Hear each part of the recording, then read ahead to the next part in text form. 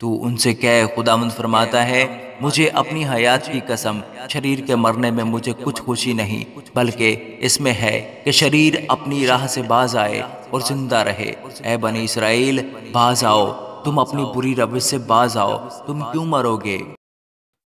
خداوند کے زندہ اور پاک کلام میں سے حزقیل اس کا 33واں باب۔ پھر خداوند کا کلام مجھ پر نازل ہوا کہ اے آدم زاد، تو اپنی قوم کے فرزندوں سے مخاطب ہو اور ان سے کہہ، جس وقت میں کسی سرزمین پر تلوار چلاؤں اور اس کے لوگ اپنے بہادروں میں سے ایک کو لیں اور اسے اپنا نگہبان ٹھہرائیں، اور وہ تلوار کو اپنی سرزمین پر آتے دیکھ کر نرسنگا پھونکے اور لوگوں کو ہوشیار کرے،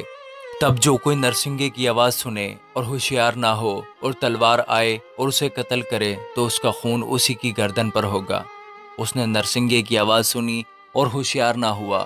اس کا خون اسی پر ہوگا، حالانکہ اگر وہ ہوشیار ہوتا تو اپنی جان بچاتا۔ پر اگر نگہبان تلوار کو آتے دیکھے اور نرسنگا نہ پھونکے اور لوگ ہوشیار نہ کیے جائیں اور تلوار آئے اور ان کے درمیان سے کسی کو لے جائے،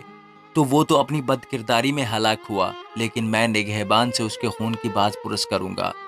سو تو اے آدم زاد، اس لیے کہ میں نے تجھے بنی اسرائیل کا نگہبان مقرر کیا، میرے منہ کا کلام سن رکھ اور میری طرف سے ان کو ہوشیار کر۔ جب میں شریر سے کہوں اے شریر تو یقیناً مرے گا، اس وقت اگر تو شریر سے نہ کہے اور اسے اس کی روش سے آگاہ نہ کرے تو وہ شریر تو اپنی بد کرداری میں مرے گا، پر میں تجھ سے اس کے خون کی باز پرس کروں گا۔ لیکن اگر تو اس شریر کو جتائے کہ وہ اپنی روش سے باز آئے اور وہ اپنی روش سے باز نہ آئے تو وہ تو اپنی بد کرداری میں مرے گا، لیکن تو نے اپنی جان بچا لی۔ اس لیے اے آدم زاد، تو بنی اسرائیل سے کہہ، تم یوں کہتے ہو کہ فی الحقیقت ہماری خطائیں اور ہمارے گناہ ہم پر ہیں اور ہم ان میں گھلتے رہتے ہیں، بس ہم کیوں کر زندہ رہیں گے؟ تو ان سے کہہ خداوند فرماتا ہے مجھے اپنی حیات کی قسم شریر کے مرنے میں مجھے کچھ خوشی نہیں، بلکہ اس میں ہے کہ شریر اپنی راہ سے باز آئے اور زندہ رہے۔ اے بنی اسرائیل، باز آؤ، تم اپنی بری روش سے باز آؤ، تم کیوں مرو گے؟ اس لیے اے آدم زاد، اپنی قوم کے فرزندوں سے یوں کہہ، صادق کی صداقت اس کی خطاکاری کے دن اسے نہ بچائے گی، اور شریر کی شرارت جب وہ اس سے باز آئے تو اس کے گرنے کا سبب نہ ہوگی۔ صادق جب گناہ کرے تو اپنی صداقت کے سبب سے زندہ نہ رہ سکے گا۔ جب میں صادق سے کہوں کہ تو یقیناً زندہ رہے گا، اگر وہ اپنی صداقت پر تکیہ کر کے بد کرداری کرے تو اس کی صداقت کے کام فراموش ہو جائیں گے، اور وہ اس بد کرداری کے سبب سے جو اس نے کی ہے مرے گا۔ اور جب شریر سے کہوں تو یقیناً مرے گا، اگر وہ اپنے گناہ سے باز آئے اور وہی کرے جو جائز اور روا ہے، اگر وہ شریر کے روح واپس کر دے اور جو اس نے لوٹ لیا ہے واپس دے دے اور زندگی کے آئین پر چلے اور ناراستی نہ کرے، تو وہ یقیناً زندہ رہے گا، وہ نہیں مرے گا۔ جو گناہ اس نے کیے ہیں اس کے خلاف محسوب نہ ہوں گے۔ اس نے وہی کیا جو جائز و روا ہے، وہ یقیناً زندہ رہے گا۔ پر تیری قوم کے فرزند کہتے ہیں کہ خداوند کی روش راست نہیں،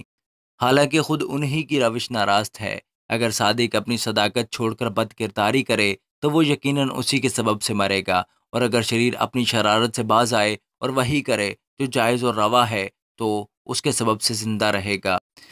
پھر بھی تم کہتے ہو کہ خداوند کی روش راست نہیں ہے۔ اے بنی اسرائیل، میں تم میں سے ہر ایک کی روش کے مطابق تمہاری عدالت کروں گا۔ ہماری اسیری کے 12ویں برس کے 10ویں مہینے کی 5ویں تاریخ کو یوں ہوا کہ ایک شخص جو یروشلم سے بھاگ نکلا تھا میرے پاس آیا اور کہنے لگا کہ شہر مسخر ہو گیا، اور شام کے وقت اس فراری کے پہنچنے سے بیشتر خداوند کا ہاتھ مجھ پر تھا، اور اس نے میرا منہ کھول دیا۔ اس نے صبح کو اس کے میرے پاس آنے سے پہلے میرا منہ کھول دیا اور میں پھر گونگا نہ رہا۔ تب خداوند کا کلام مجھ پر نازل ہوا کہ اے آدم زاد، ملک اسرائیل کے ویرانوں کے باشندے یوں کہتے ہیں کہ ابراہیم ایک ہی تھا اور وہ اس ملک کا وارث ہوا، پر ہم تو بہت سے ہیں، ملک ہم کو میراث میں دیا گیا ہے۔ اس لیے تو ان سے کہہ دے، خداوند خدا یوں فرماتا ہے کہ تم لہو سمیت کھاتے اور اپنے بتوں کی طرف آنکھ اٹھاتے ہو اور خون ریزی کرتے ہو، کیا تم ملک کے وارث ہوگے؟ تم اپنی تلوار پر تکیہ کرتے ہو، تم مکروہ کام کرتے ہو، اور تم میں سے ہر ایک اپنے ہمسائے کی بیوی کو ناپاک کرتا ہے، کیا تم ملک کے وارث ہوگے؟ تم ان سے یوں کہنا کہ خداوند خدا یوں فرماتا ہے کہ مجھے اپنی حیات کی قسم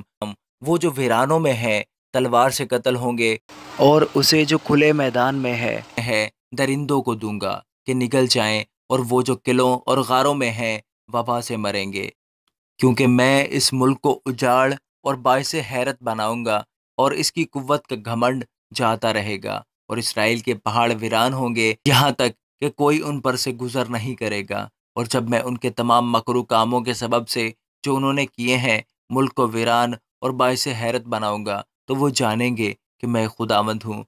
پر اے آدم زاد، فی الحال تیری قوم کے فرزند دیواروں کے پاس اور گھروں کے آستانوں پر تیری بابت گفتگو کرتے ہیں، اور ایک دوسرے سے کہتے ہیں، ہاں، ہر ایک اپنے بھائی سے یوں کہتا ہے، چلو وہ کلام سنیں جو خداوند کی طرف سے نازل ہوا ہے۔ وہ امت کی طرح تیرے پاس آتے ہیں، اور میرے لوگوں کی مانند تیرے آگے بیٹھتے اور تیری باتیں سنتے ہیں،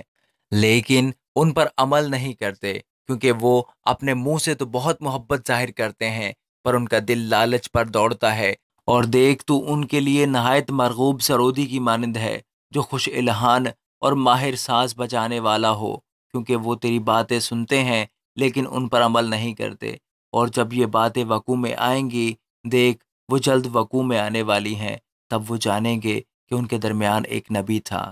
آمین۔